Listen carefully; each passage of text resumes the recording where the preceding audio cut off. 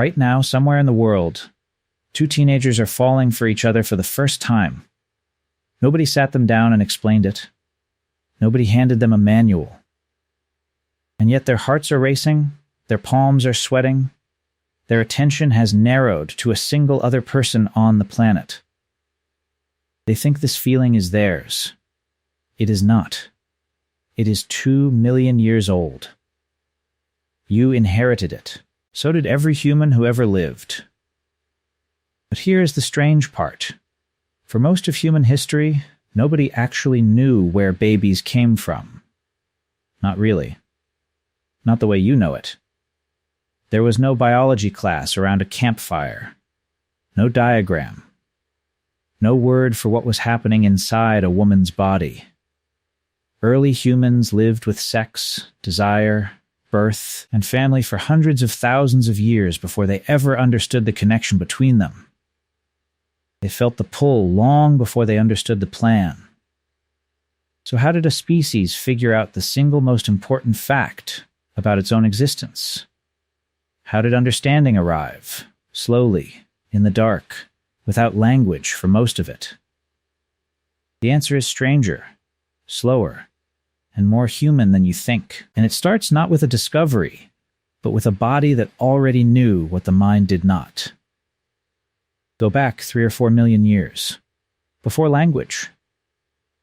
Before fire, even, a small, upright primate is walking across the grasslands of eastern Africa.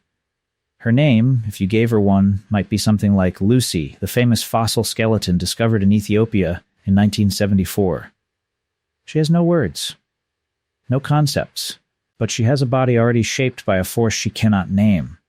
That force is called sexual selection. Charles Darwin identified it in 1871 in a book that got far less attention than his more famous one on natural selection.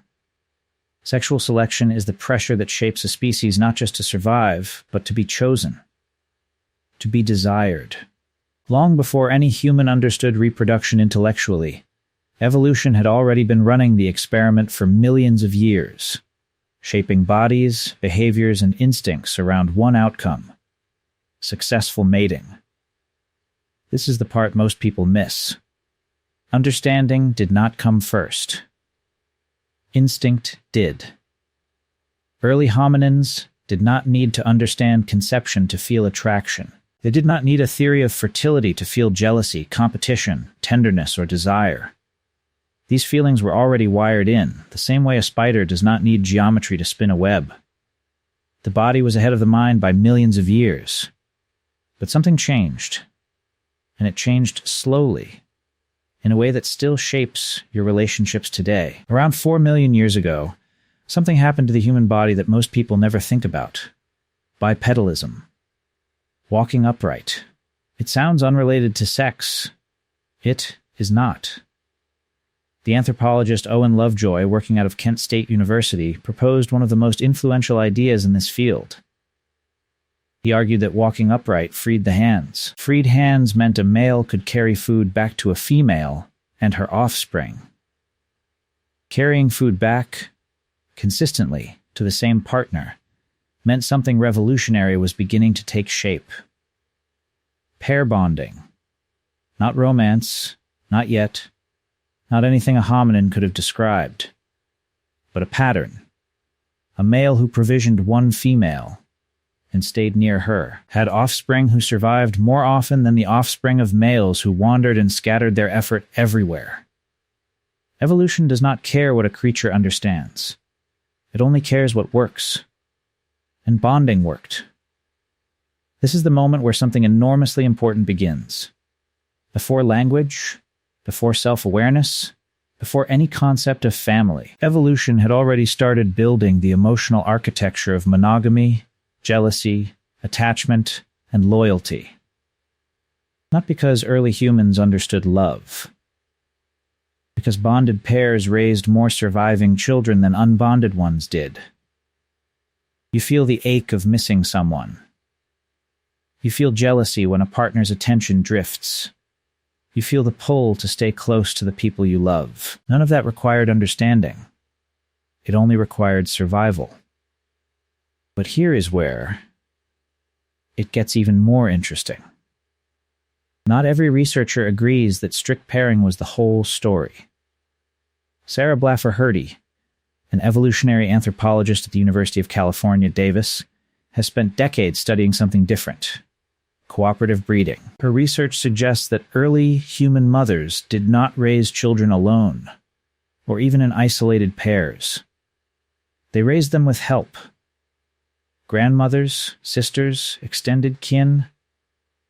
Sometimes multiple males who each believed, on some level, that a child might be theirs. Why would that matter? Because in many small-scale societies studied by anthropologists, a concept exists called partible paternity, the belief that a child can have more than one biological father. It sounds strange to modern ears, but it may have been an adaptive strategy. If several men each believed they might be the father, several men had a reason to protect and provide for that child. Uncertainty in this case was not a flaw in early human sexuality. It may have been a survival tool. So which is it? Strict pair bonding? Or flexible cooperative networks? The honest answer is both, shifting by environment, by resource scarcity, by group size. Human mating was never one fixed system. It was a flexible strategy, adjusting to the pressures of a harsh and unpredictable world. But notice something. None of this required understanding yet. Not real understanding. Early humans were living inside a system engineered by evolution, without knowing the engineering existed. So when did the knowing begin? This is where archaeology takes over from biology. And the evidence is older and stranger than most people expect. Roughly 30,000 years ago, across parts of Europe, humans began carving small stone and ivory figures of women with exaggerated hips, bellies, and breasts. Archaeologists call them Venus figurines. Hundreds have been found, from France to Siberia. Nobody knows exactly what they meant. But most researchers agree they were not simple decoration. Some scholars, including archaeologist April Nowell of the University of Victoria, suggest these figurines may represent something ancient humans were only just beginning to notice consciously: fertility itself as a concept worth marking, worth carving, worth thinking about deliberately rather than simply living through instinct. Think about what that means. For the first time, a species was not just experiencing reproduction. It was representing it, symbolizing it, turning a biological fact into an idea that could be shared, discussed, passed down. That is the real birth of understanding. Not the moment sex began. The moment it became something humans could think about, together, outside their own bodies. But even then, the deepest secret remained hidden. Ancient humans could see a woman's belly grow. They could see a baby arrive months later. What they could not easily see, for a very long time, was the actual cause. This sounds almost impossible today. But consider this. In many small-scale societies studied by 20th century anthropologists, including work by Bronislaw Malinowski in the Trobriand Islands in the early 1900s, some communities did not connect intercourse directly to conception the way modern science does. Instead, they attributed pregnancy to spirits entering a woman's body, or to ancestral forces. This was not ignorance in the way we might dismiss it. It was a different framework for understanding a process that is, biologically, remarkably hidden. Conception happens invisibly, internally, and with a delay of months before any visible sign appears. Connecting a single act to an outcome so many weeks later is not obvious. It required careful, cumulative observation across generations. So the question is not, why did it take so long? The question is, how did anyone figure it out at all? The answer, most researchers believe, came the way most early human knowledge came: through animals. Early humans were hunters, herders, and close observers of the natural world. They watched animals mate. They watched pregnancy progress in goats, in cattle, in dogs. Over generations, patterns became impossible to ignore. Certain behaviors followed months later by certain outcomes. Livestock domestication, beginning roughly 10 to 11,000 years ago, appears to have been a turning point. Once humans were actively breeding animals for desired traits, selecting which male bred with which female, they were no longer passive observers of reproduction. They were controlling it. And you cannot control a process you do not understand. This is one of the quiet, underappreciated revolutions in human history. Agriculture is often celebrated for giving humans crops and cities, but it also gave humans something else.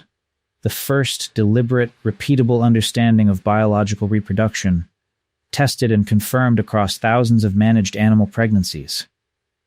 What humans learned from their herds, they eventually applied to themselves. And once that understanding arrived, everything changed. Family structure changed. Inheritance changed. Property changed. If paternity could be known, or reasonably assumed, then lineage could be tracked. If lineage could be tracked, land and resources could be passed down a specific line. Entire social systems reorganized around a fact that had taken humanity hundreds of thousands of years to fully grasp. Here's what makes this story remarkable. The feeling came first. The instinct, the attraction, the bonding, the jealousy, the tenderness, all of it was already fully formed, deep in the human nervous system, long before the mind understood why any of it existed. Evolution built the emotional experience millions of years before humans built the intellectual explanation. You are, in this very specific sense, walking evidence of that gap. You feel desire before you can explain it. You feel love before you can define it. Teenagers today fall for each other with the same neurochemical intensity as a Pleistocene hominin near a fire 40,000 years ago. Driven by ancient circuitry, oxytocin, dopamine, and attachment systems shaped long before anyone had language for any of it. Helen Fisher, a biological anthropologist who spent much of her career at Rutgers University, spent decades studying this exact gap between feeling and understanding. Her research using brain imaging found that romantic attraction activates some of the same neural reward pathways associated with survival drives like hunger. Not metaphorically. Literally, your brain treats the presence or absence of a person you love with some of the same urgency it treats food. That is not poetry. That is inherited architecture, older than agriculture, older than figurines, older than fire. So when you fall for someone and you cannot explain why, and it feels bigger than logic, that is not a malfunction. That is your body doing exactly what it was built over millions of years to do. Feeling first.